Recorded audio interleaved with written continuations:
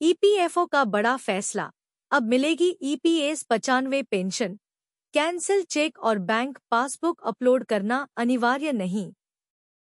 कुछ पात्र मामलों के लिए चेक लीफ, सत्यापित बैंक पासबुक की छवि अपलोड करने की अनिवार्यता को हटाने के संबंध में सीपीएफसी ने कुछ सत्यापनों के आधार पर कुछ पात्र मामलों के लिए चेक लीफ प्रमाणित बैंक पासबुक की छवि को अनिवार्य रूप से अपलोड करने की आवश्यकता में छूट दी है। कर्मचारी भविष्य निधि संगठन एम्प्लॉयज प्रोविडेंट फंड ऑर्गेनाइजेशन ने पेंशनर्स के लिए बड़ी राहत दी है।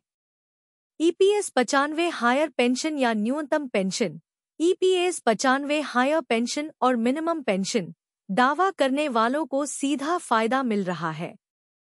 आवेदन करते समय कैंसिल चेक और बैंक पासबुक अपलोड कराया जाता था। खामियों की वजह से आवेदन को कैंसिल तक किया गया। काफी प्रॉब्लम बढ़ती जा रही थी। इस पर लगाम लगाने के लिए ईपीएफओ ने अब बैंक पासबुक और कैंसिल चेक को अपलोड करने की अनिवार्यता को समाप्त कर दिया है।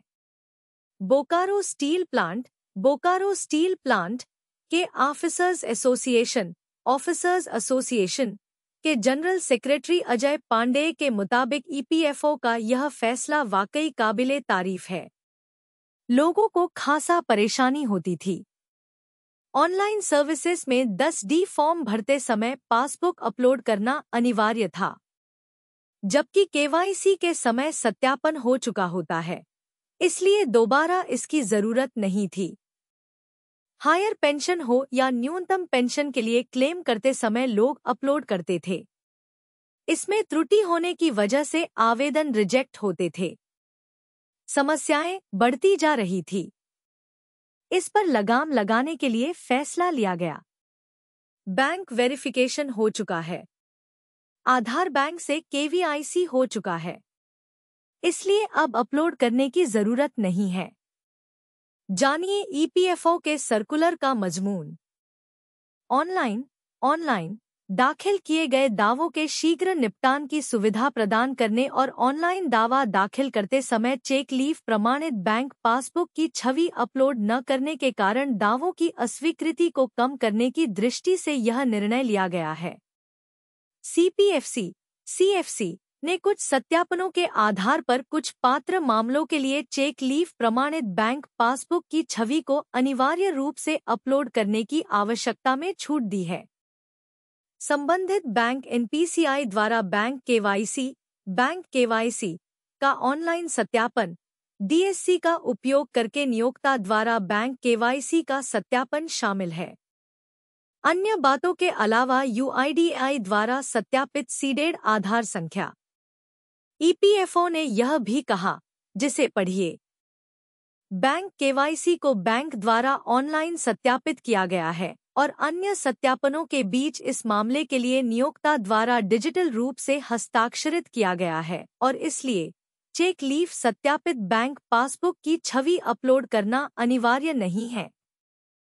यह नई छूट 9 मई 2024 को फील्ड ऑफिस एप्लीकेशन में लागू की गई है और इस पर एक ईमेल अधिसूचना 13 मई 2024 को सभी जेडो को भी भेजी गई थी। इस छूट के लिए पात्र होने वाले दावों को जल्द ही चेक लीफ बैंक पासबुक की छवि अपलोड न करने के कारण ऐसे दावों की अनजाने वापसी को रोकने के लिए डीलिंग हाथों द्वारा ऐसे दावों की पहचान में आसानी के लिए रंग कोडित किया जाएगा। ऐसे समय तक अकाउंट अनुभाग के सभी डीए को दावा पीडीएफ में उपरोक्त संदेश पर नजर रखने की आवश्यकता है ताकि ऐसे किसी भी अनजाने रिटर्न से बचा जा सके। ईपीएस 95 पेंशन धारकों को कब मिलेगा हायर पेंशन? केंद्र सरकार को नहीं है पेंशन धारकों की चिंता। ईपीएफओ और केंद्र सरकार की नीतियों पर पेंशन भोगी लगातार सवाल उठा रहे हैं। हायर पेंशन को लेकर समस्या दूर ही नहीं हो रही है। सेल एफसीआई के कर्मचारी और पेंशन भोगी इतना नाराज हो गए हैं कि अब गुस्साते हुए अपशब्दों का इस्तेमाल कर रहे हैं। उनके सब्र का बांध टूट गया है। आखिर इतना कौन सहता है? कब मिलेगा higher pension? EPS 95 higher pension को लेकर कर्मचारी और पेंशनभोगी केंद्र सरकार और EPFO के बीच चक्की की तरह पीस रहे हैं। हायर पेंशन की गणना अधिकतर सभी कर्मचारियों और पेंशनधारकों ने कर ली है। सेल और FCI कार्यालयों में बम्पर तरीके से पेंशन की गणना की जा रही है। सभी पेंशनभोगी वहां पहुंचकर अपनी पेंशन गणना करवा रहे हैं, पर इसको लागू कब किया जाएगा, कब उनको हायर पेंशन मिलेगी, यह सवाल जस का तस है। 1.5 साल तक प्रक्रिया लंबित। सुप्रीम कोर्ट के फैसले के बाद भी इसको लागू नहीं किया जा रहा है। पेंशनभोगी ऐसे में अपना और अपने परिवार का गुजारा कैसे कर रहे हैं, ये वे ही जानते हैं। 1.5 साल तक हायर पेंशन की प्रक्रिया लंबित है। बहुत सारे पेंशनधारकों ने अपनी जमा पूंजी EPFO में जमा कर दी है, पर उनको अभी तक निराशा ही हाथ लगी है। अब पेंशन को लेकर कर्मचारियों और पेंशनधारकों की तरफ से लगातार सवाल यूनियन नेताओं से किए जा रहे हैं। EPFO और केंद्र सरकार पे भड़के पेंशनभोगी। पेंशनभोगियों ने केंद्र सरकार और EPFO पर भड़कते हुए कहा कि 1.5 साल से केवल माथापच्ची हो रही है, अब तक मिला कुछ नहीं। सुबह से शाम तक हर कोई अपनी पाई का हिसाब लगाता है। रिजल्ट के रूप में सब शून्य ही नजर आ रहा है। केंद्र सरकार और EPFO की ढिलाई वाकई में कई सवालों का जन्म दे रही है। सेल ने सबसे पहले अपने स्तर पर ज्वाइंट ऑप्शन फॉर्म भरवाया। इसके बाद EPFO ने इस प्रक्रिया को खारिज कर दिया। अब तक केवल यही चलता आ रहा है, वास्तविकता में कुछ भी नहीं हो रहा है। केंद्र सरकार और EPFO को पेंशनधारकों की नहीं है चिंता। पेंशनभोगी सार्वजनिक तौर पर कह रहे हैं कि सरकार और EPFO को पेंशनधारकों की चिंता है कि नहीं, इससे अच्छा तो हमें मौत मिल जाती है। कई पेंशनधारक इसी आस में स्वर्ग सिधार गए, लेकिन केंद्र सरकार और EPFO को थोड़ी भी रहम पेंशनधारकों के प्रति नहीं है। ज्वाइंट ऑप्शन फॉर्म भरवाने, पैसा जमा करने और EPFO कार्यालयों तक चक्कर लगाने वालों पेंशनधारकों की तकलीफ का एहसास EPFO को क्यों नहीं हो रही है। EPS 95 minimum higher pension. सरकार और EPFO से पेंशन भोगियों की एकमात्र इच्छा। एक पेंशनर्स ने लिखा, मेरा अनुभव है कि मेरे जीवन के 35 वर्ष सरकार के गुलाम बन गए और रिटायर होते ही फेंक दिए गए। सूचना जी न्यूज़, छत्तीसगढ़।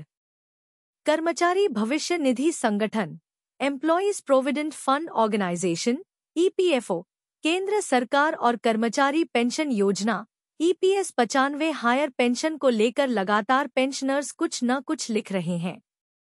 अपने मन की बात को सोशल मीडिया पर साझा कर रहे हैं। मकसद एक ही है कि न्यूनतम पेंशन 1,000 रुपये को 7,500 रुपये कर दिया जाए। लोकसभा चुनाव से पहले उम्मीद थी कि पेंशन भोगियों का चेहरा खिलेगा, लेकिन कुछ भी नहीं हुआ। इसी बात को लेकर पेंशनर्स अपनी बात और भड़ास जमकर निकाल रहे हैं। वहीं हायर पेंशन पर दर्द और छलकता जा रहा है। एक पेंशनर्स ने लिखा, पागलपन है, देश समाज नहीं। व्यापारी व्यापार समझता है, जनता का मर्म नहीं समझता। मेरा अनुभव है कि मेरे जीवन के 35 वर्ष सरकार के गुलाम बन गए और रिटायर होते ही फेंक दिए गए। और आने वाले चुनाव में हमारी मांग के अनुरूप राजनीतिक पार्टियों ने वचन पत्र में भी EPS 95 का कोई जिक्र नहीं किया और मोदी का विजय नगाड़ा बज रहा है।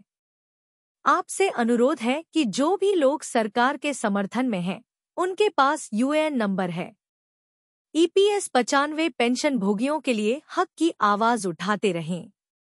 EPS 95 हायर पेंशन पर एक पूर्व कार्मिक ने कमेंट किया कि श्रम मंत्रालय का कहना है कि 3.6 लाख संयुक्त विकल्प आवेदनों पर अभी भी नियोक्ताओं द्वारा कार्रवाई की जानी है।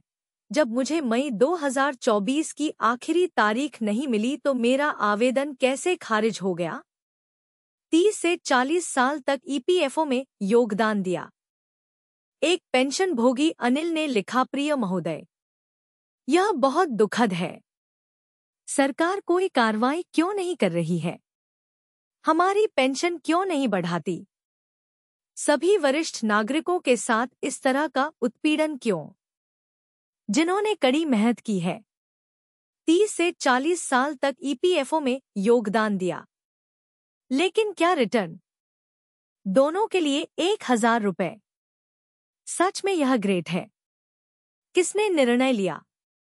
हमारे राजनीतिक नेता क्या कर रहे हैं? सरकार से मेरी एकमात्र इच्छा।